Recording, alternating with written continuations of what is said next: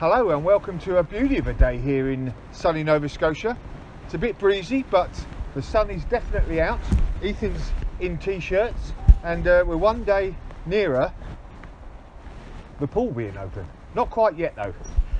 What am I doing today? Well, today I'm going to be planting some potatoes, but I'm going to be doing it a bit differently this year. So those of you that have been watching my videos before know that I normally plant my potatoes in raised beds, but I also do a bit of an experiment where I plant half of them normally, where you sort of plant them in earth and then hill them up with the earth, and then I plant the other half in seaweed, and instead of using earth to hill them up, I use seaweed to hill them up. Well, this year I thought I'd do something a bit different. I'm running out of space. Mrs. F is wanting us to grow more corn, and normally what Mrs. F wants, Mrs. F often gets. So we're planting more corn this year, so I'm running out of room for the potatoes. So what I thought I'd do, I'll do a bit of an experiment with bags. So the kind lady who lets me have a lot of horse manure supplied me the other week with a load of these feed bags. So what I thought I'd do is I'd convert them into my potato growing bags. Potatoes are cheap to buy, but there is nothing like the taste of new, potatoes straight out your garden. Absolutely beautiful. Ethan likes them sometimes, don't you, mate? Yeah. Maybe.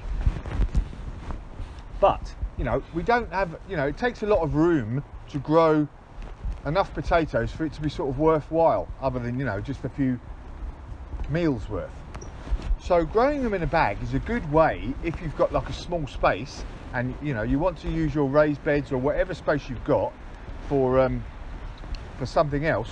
You can grow them in a bag, as so, and it's just like growing them in a pot really. You can move it around to wherever you need it.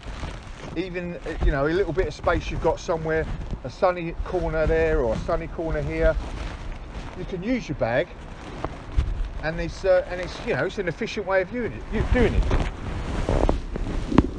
So that's my experiment this year, but I'm also still going to do my seaweed and earth experiment. So I'm going to do some bags with seaweed in and some bags with just earth in, or an earth sort of leaf mould type leaf mix. So this year I've got some Norland Reds seed potatoes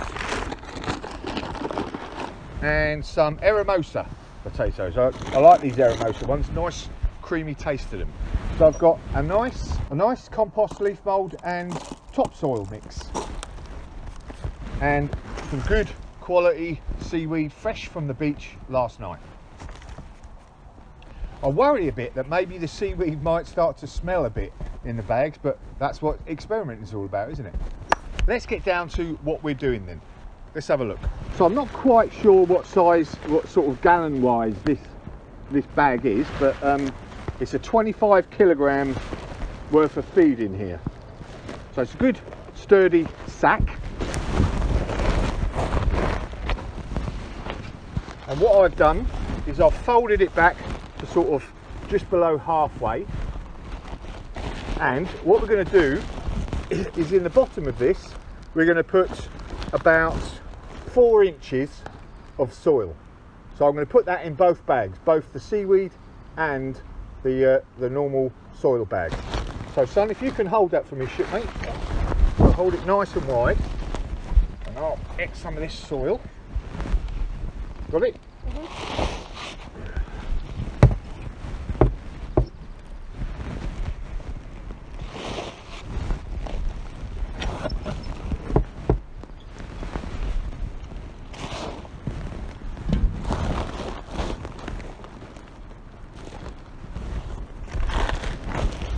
So these tubers are not, the tubers aren't going to root into the actual soil here. What we do is, obviously, when you're normally putting them out into the into your raised bed or your normal garden bed, you put the tubers on the ground and then cover them with a bit of earth, and then you start to hill them up as the plants grow, and that is where the tubers, the other new potatoes, will be growing.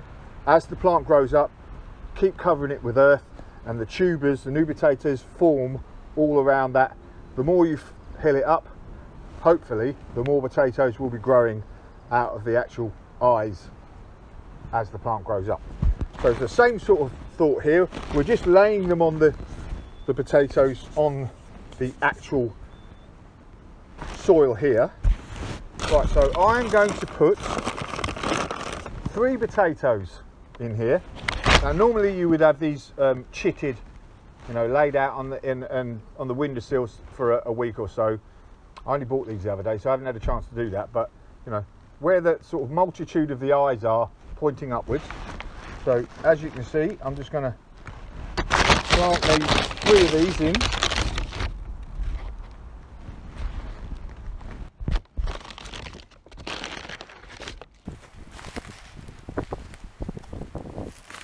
And then I'm just going to cover them again with a layer of soil, just so they're covered.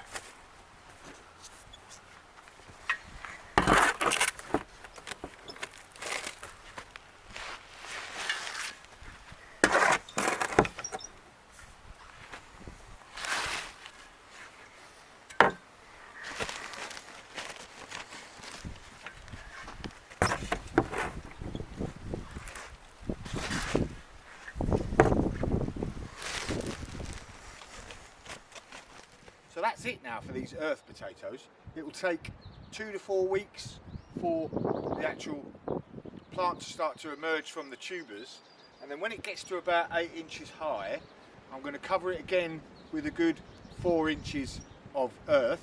So we've got 4 inches of plant above the earth again, and I'll continue to do that until I get, you know, a good 3/4 of the way up this bag. I'm not going to, probably not going to fill the bag all the way to the top, because it's quite a big bag, and I'll end up, I'm not sure if the plant will go that high, but we'll see.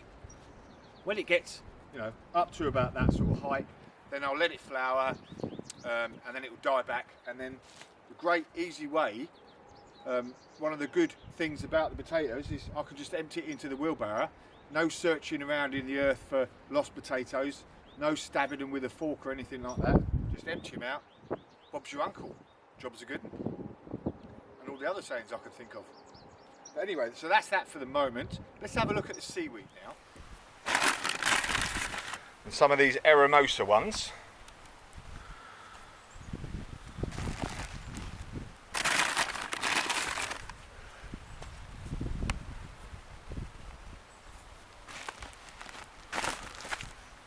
Right, so this time I'm going to cover it with a layer of seaweed.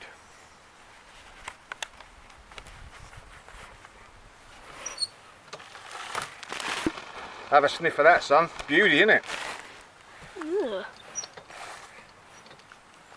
Smells good? Yeah. Smells good, yeah?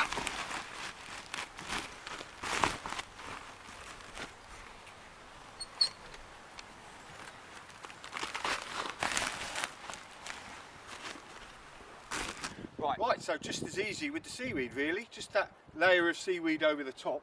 And again, I'll continue, as the plant emerges from the seaweed, I'll continue to hill it up, fill the bag with the seaweed all the way up, you know, a good few feet until it flowers and dies back, and then we'll empty it out again. So some of the really good things I've found over the last few years that I've been growing potatoes in seaweed, obviously when the potatoes come out, there's not earth all over them, so they're nice and clean, really, you know, straight into the pot near enough. They have a lovely, fresh, salty taste even, so you ain't got to put so much salt on. I think that's probably a bit of an exaggeration, maybe a mind trick, but and obviously here we're not going to be searching around for them again, we're just going to be ditching the bag out there. But when I grow them in the ground, there's no searching around for the potatoes. But you know, the main thing is they're nice and clean. So again, give this a good water, and I'll be looking for them 2 to 4 weeks to start emerging as the shoots. So one of the you know, if you don't know this, or if you do know this, sorry for repeating it. all potatoes have what's called solanine, I think the word is, in them. But when they get subjected to light, that solanine increases, and that's what causes all the poison, for want of a better word, that the potatoes become, and indigestion problems and all that sort of stuff. And that's what turns them, or that's what happens when they turn green. They get an increase in that solanine. So that's what we're doing when we're keeping the potatoes covered at all times, is to stop them being subjected to light and turning green. I can't, let me see if I can do this. There is a pheasant 30 feet away from me. Frederick the pheasant, we call him. Comes round, cock of the north, giving it large, chest out, gobbing off every 5 minutes. Anyway, nice little interlude. So that's a salamander I found in my compost heap yesterday. There's a picture of him now, and Frederick the pheasant's come round to visit me again. Anyway, where was I? Solanine, keep the tubers nice and dark, and that's what we're doing all the time when we're hilling them up. So I think that is about it. We're obviously going to be revisiting this all the way through the summer, revisiting the bag when I'm going to fill it up, etc. I'll inform you guys straight away in case you're following me or anything like that. So don't worry about that, and then we'll see what we get at the end. So the more sharper of you guys will have realised that I have used all one potato in the earth and all one potato just about in the seaweed, or I've put one of those purple ones in with the seaweed, but I've got other ones, and I'm going to be mixing them up with other bags as I later on today off camera. But anyway, I'm excited about this. I like a new experiment, see how things are getting on. See, I've heard, you know, that growing in bags is really good, and people have had really good results, lots of big yields out of bags. So we'll see how it goes. One thing we do have to make sure, potatoes like their soil nice and moist, so we've got to make sure, I've got to make sure I keep on top of the watering to make sure that they're always fully nice bit of damp soil. Don't let them dry out. There we go, job done. Job's a good one. So one thing, guys, if you haven't subscribed and you like this video, it'd be brilliant, fantastic if you do subscribe, and also be even more fantastic if you click that bell thingamajig on the side of your wherever it is, down the bottom of the screen there, so that whenever one of my videos comes out, you'll be notified and you won't miss out, because you don't want to do that, do you?